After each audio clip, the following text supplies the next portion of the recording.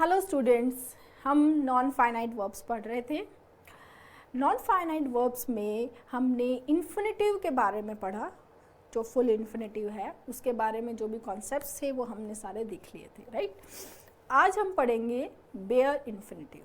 ये भी इन्फिनेटिव का एक वेरिएंट है जिसको हमने नाम दिया है बेयर इन्फिनेटिव।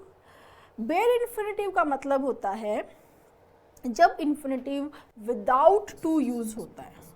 जब इन्फिनेटिव कैसे यूज होता है? विदाउट टू, तो उसको हम बोलते हैं क्या? Bare infinitive. क्लियर? आइए देखते हैं। ये भी बहुत इंपॉर्टेंट कॉन्सेप्ट है और इस पे भी आपको प्रीवियस ईयर में बहुत सारे क्वेश्चंस मिलेंगे, ठीक है। बेयर इन्फिनेटिव, when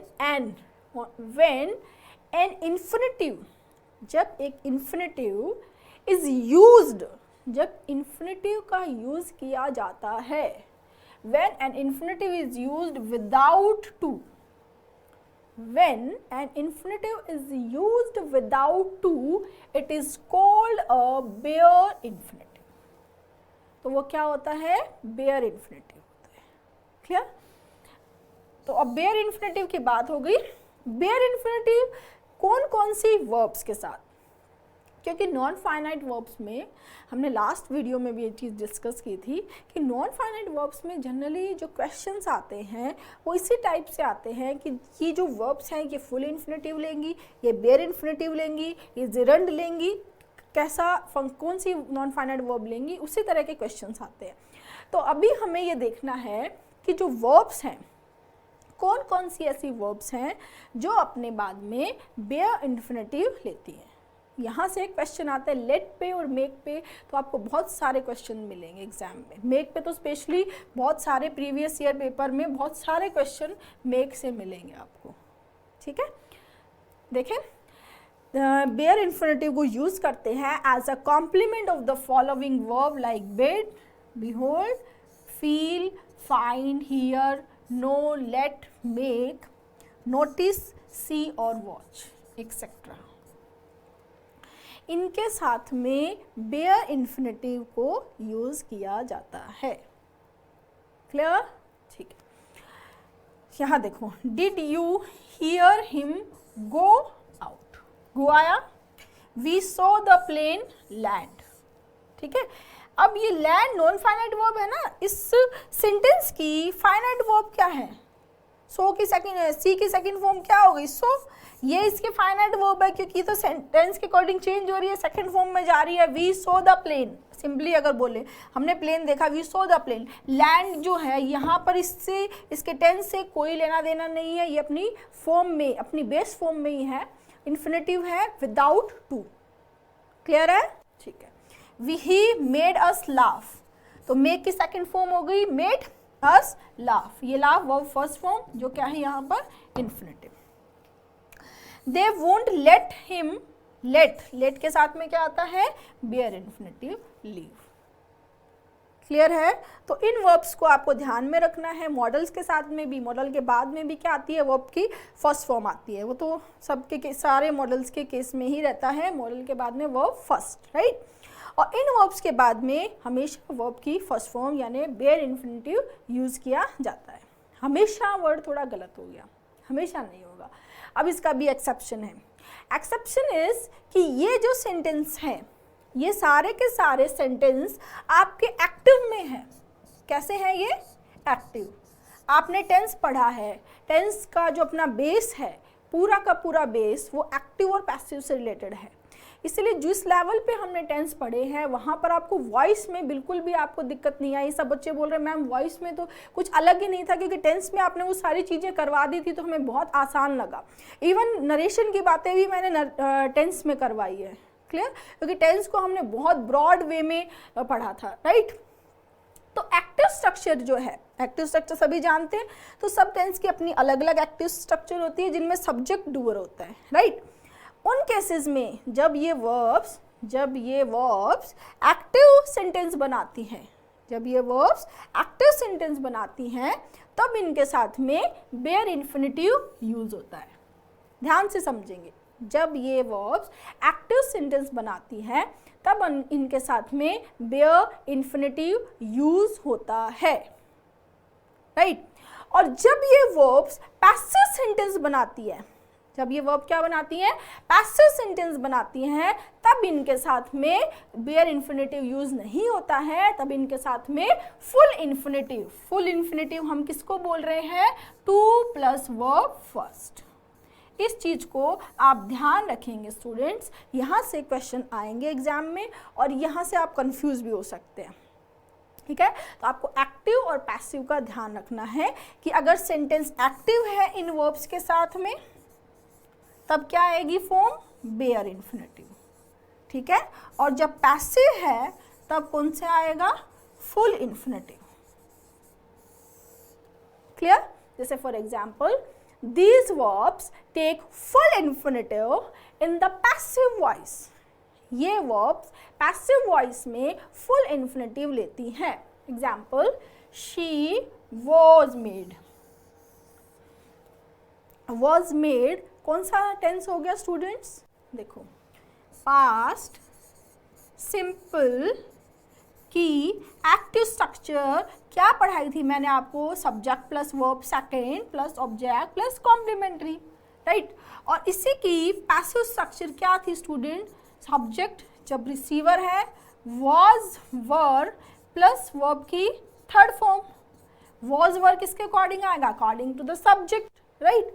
तो शी के अकॉर्डिंग वॉज आ गया, मेक मेड और मेड, मेड सेकेंड फॉर्म भी है, मेड थर्ड फॉर्म है, यहाँ पर मेड फॉर्म कौन सी हो गई, थर्ड फॉर्म, राइट। तो वॉज मेड ये क्या है स्टूडेंट, क्या है, पैसिव स्ट्रक्चर। कैसी है फॉर्म, पैसिव है। क्लियर।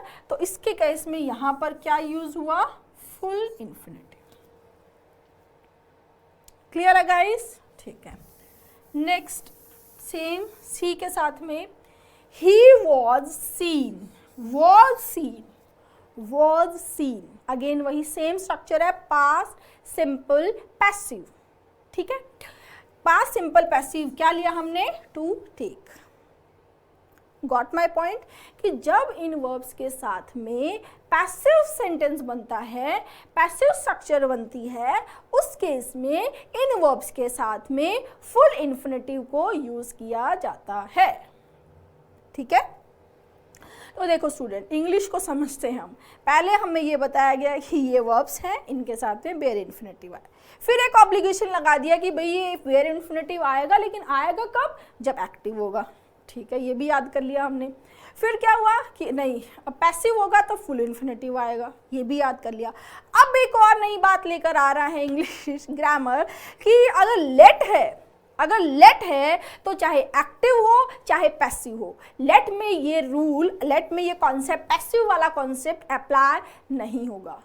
क्या समझे कि अगर आपके पास में वर्ब लेट है तो उसके साथ में चाहे सेंटेंस एक्टिव हो चाहे सेंटेंस पैसिव हो, हमेशा लेट के बाद में बेयर इन्फिनेटिव ही यूज होगा, ठीक है। देखो, but let is used without to, let is used without to, let को यूज किया जाता है बिना टू के, even in a passive construction. Passive construction में बिना जो, जब लेट वर्ब होती है तो हम बेयर इन्फिनेटिव यूज करते हैं, यानी कि without to. Got my point, ठीक है। अब देखो, आई सब्जेक्ट है, लेट वर्ब है, आई लेट हिम गो, तो गो क्या हुई यहां पर, इन्फिनेटिव, ठीक है।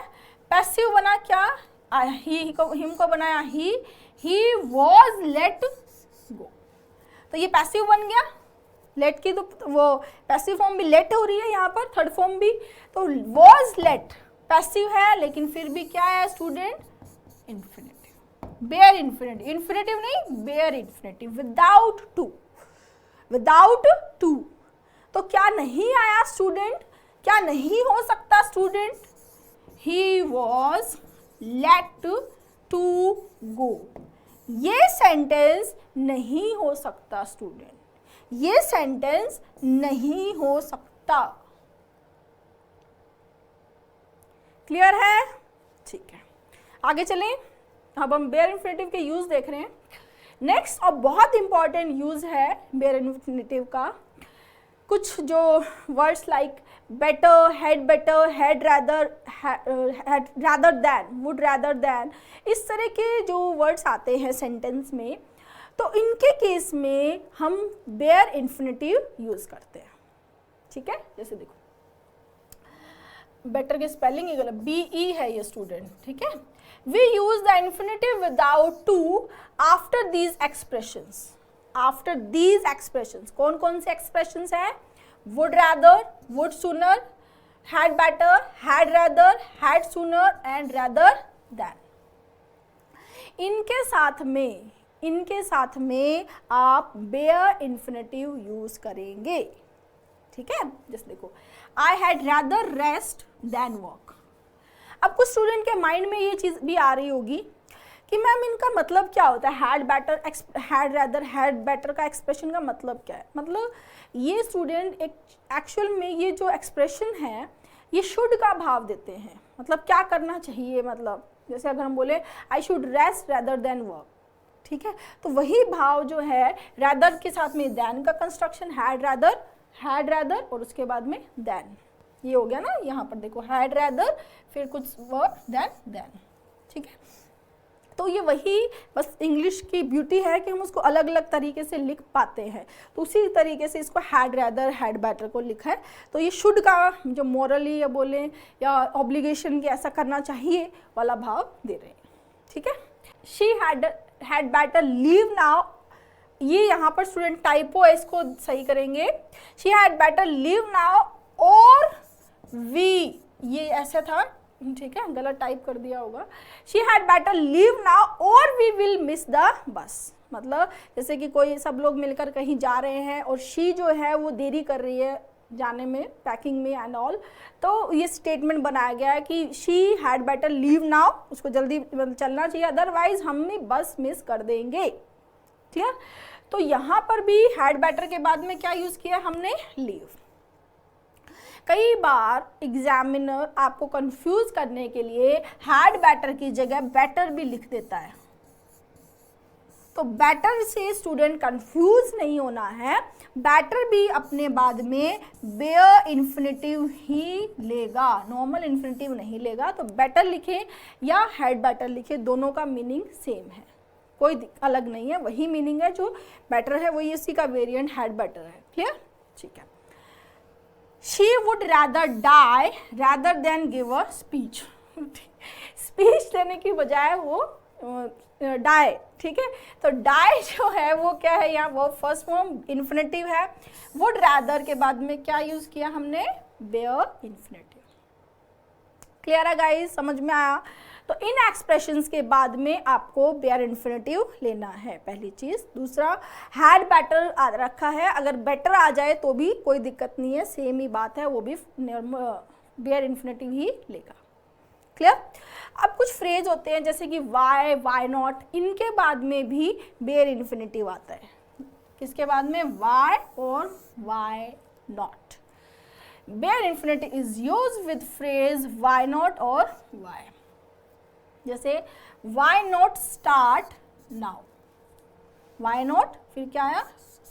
Bare infinitive. why stay here, why stay here। Clear? तो इन दोनों के केस में, इन दोनों के बाद में क्या आया स्टूडेंट? Bare infinitive. क्लियर है? तो यहाँ पर हमने नॉन फाइनाइट वर्ब का एक पार्ट जो कि क्या है? इन्फिनेटिव। हमने तीन टाइप में क्लासिफाई किया था, मतलब नॉन फाइनाइट वर्ब 3 टाइप की होती है, इन्फिनेटिव, जिरंड और पार्टिसिपल, राइट। तो उसमें जो एक पार्ट है इन्फिनेटिव का वो हमने कंप्लीट कर लिया, मतलब उसके कॉन्सेप्ट्स हमने कर लिए हैं। क्लियर? अब हम जो हमने कल पढ़ा वीडियो में और जो हमने आज पढ़ा उस पर बेस कुछ क्वेश्चंस करेंगे प्रीवियस ईयर के, तो आपको क्लियर हो जाएगा कि कैसे क्वेश्चंस एग्जाम में आते हैं और उनको कैसे सॉल्व करना होता है। ठीक है ना? स्टार्ट करते हैं। हाँ, the company let me filling the blank time of work. Let me क्या आना चाहिए? ठीक, क्योंकि लेट के साथ में क्या आएगा student? Bare infinitive. Next, the life guard would not let the children filling the blank at the deep end of the pool. अभी अभी करवाया है कॉन्सेप्ट और बोला भी था मैंने कि यहाँ से क्वेश्चंस आए हुए हैं और क्वेश्चंस आते हैं, सिंपली देखते ही आंसर आना चाहिए क्या, स्विम। ठीक है, next, it is impossible to make her to understand the problem. To understand किसके बाद में है, मेक के बाद। मेक जब एक्टिव में होता है तो यहाँ पर क्या आएगा स्टूडेंट, ये नहीं आएगा, क्या आएगा, understand.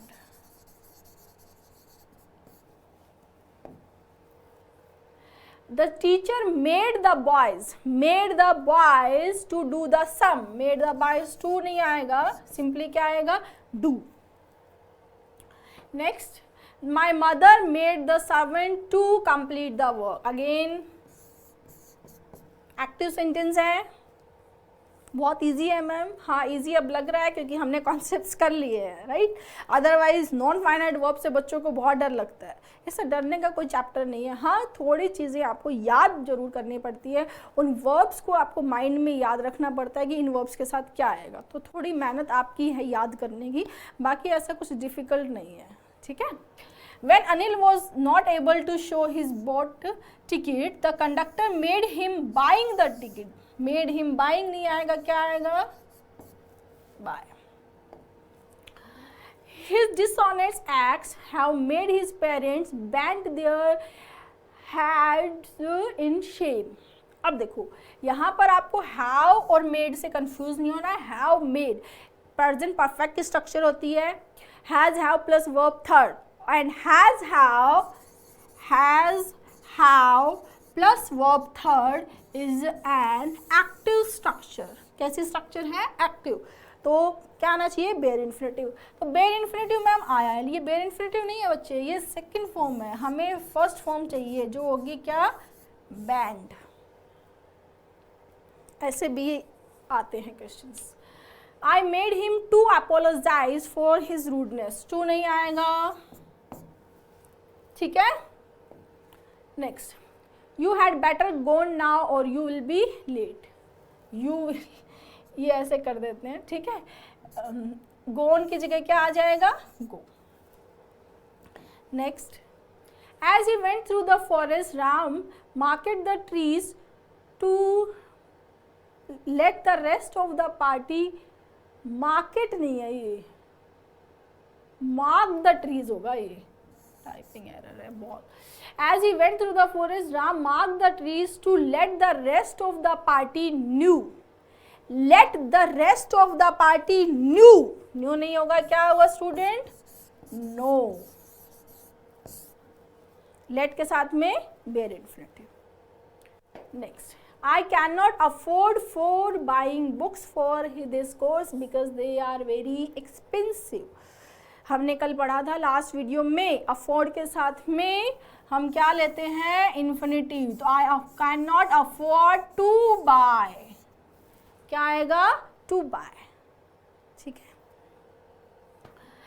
When they have been frightened, as for example by an electric storm, Delhi cows may giving milk।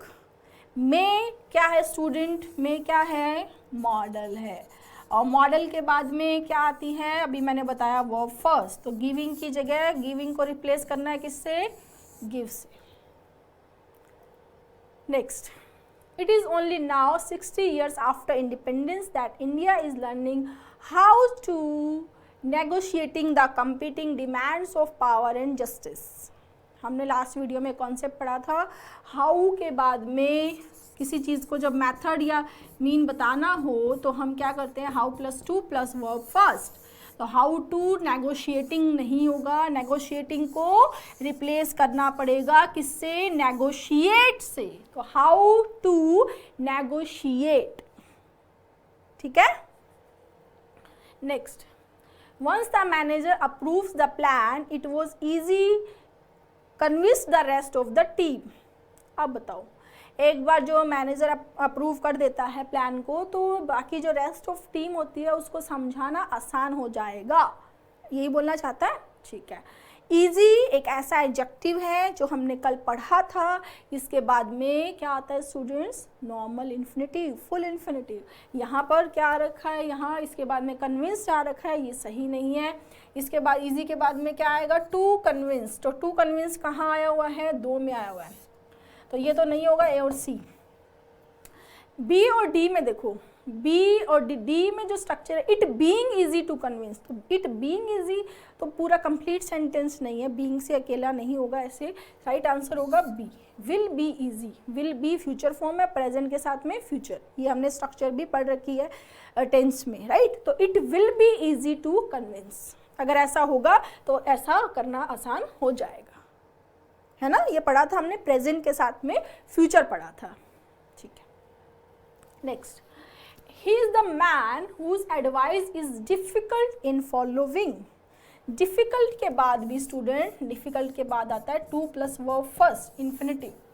अब देखो कहाँ आया है to plus verb first, in following नहीं आएगा, ये भी नहीं होगा, ये करेक्शन की रिक्वायरमेंट है। तो दो ऑप्शन बचते हैं हमारे पास में, बी और डी। तो ही इज़ द मैन, वो एक आदमी है, हुज एडवाइस, उसकी एडवाइस डिफिकल्ट है फॉलो करने में। तो यहाँ हैज़ नहीं, सिंपली इसी के पैरेलल में क्या आएगा, B, advice is difficult to follow. Clear. Next, it is difficult again to shower, क्योंकि डिफिकल्ट के बाद में क्या आएगा, टू प्लस वर्ब फर्स्ट, ठीक है। Next, do you know to prepare the balance sheet, अगेन वही कॉन्सेप्ट आ रहा है कि अब ये पूछ रहा है कि क्या तुम्हें पता है कि बैलेंस शीट कैसे प्रिपेयर करते हैं। तो ये बताने के लिए, उस बैलेंस शीट का मेथड बताने के लिए क्या लोगे आप, हाउ टू प्रिपेयर। तो हाउ टू प्रिपेयर कहाँ है स्टूडेंट, हाउ अकेला सी में, right answer is C. Next question देखते हैं। The little boy knows how to start the engine, बिल्कुल सही है, how to plus verb first, no error.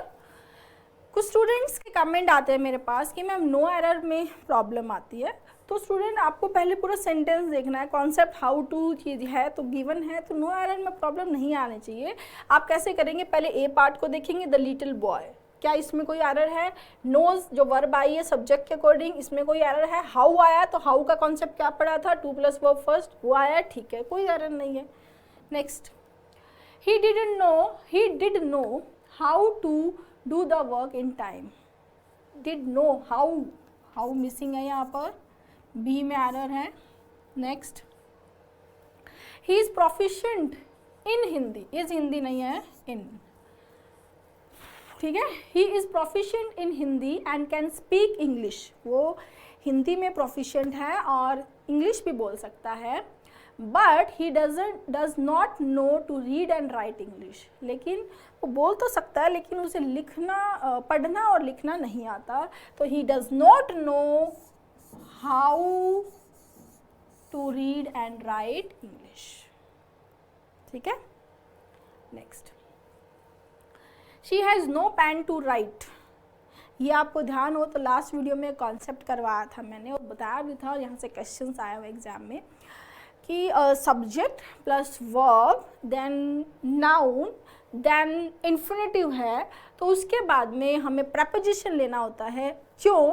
क्योंकि इन्फिनेटिव जब नाउन को क्वालिफाई करने के लिए यूज़ किया जाता है तो उस इन्फिनेटिव के बाद में वही प्रपोजिशन यूज़ होगा जो प्रपोजिशन अगर वो फाइनाइट वर्ब होती तो यूज़ होता है। याद है वो कॉन्सेप्ट, याद रखने सभी कॉन्सेप्ट्स, ठीक है। तो he has no pen to write, अब क्या आना चाहिए राइट के बाद में, राइट विथ, ये कॉन्सेप्ट है स्टूडेंट। इस पे आपको और भी क्वेश्चंस मिल जाएंगे प्रीवियस ईयर में, ठीक है। तो हमने जो नॉन फाइनाइट वर्ब का एक टॉपिक, एक पार्ट इन्फिनेटिव को कंप्लीट कर लिया है, क्वेश्चंस भी कर लिए हैं। नेक्स्ट वीडियो में हम जिरंड पढ़ेंगे। इन्फिनेटिव में या नॉन फाइनाइट वर्ब में या किसी भी टॉपिक में जो भी वीडियोस हैं वहाँ आपको जो भी प्रॉब्लम्स आ रही हैं वो आप मुझे कमेंट बॉक्स में बता देंगे। क्लियर है स्टूडेंट्स? Thank you.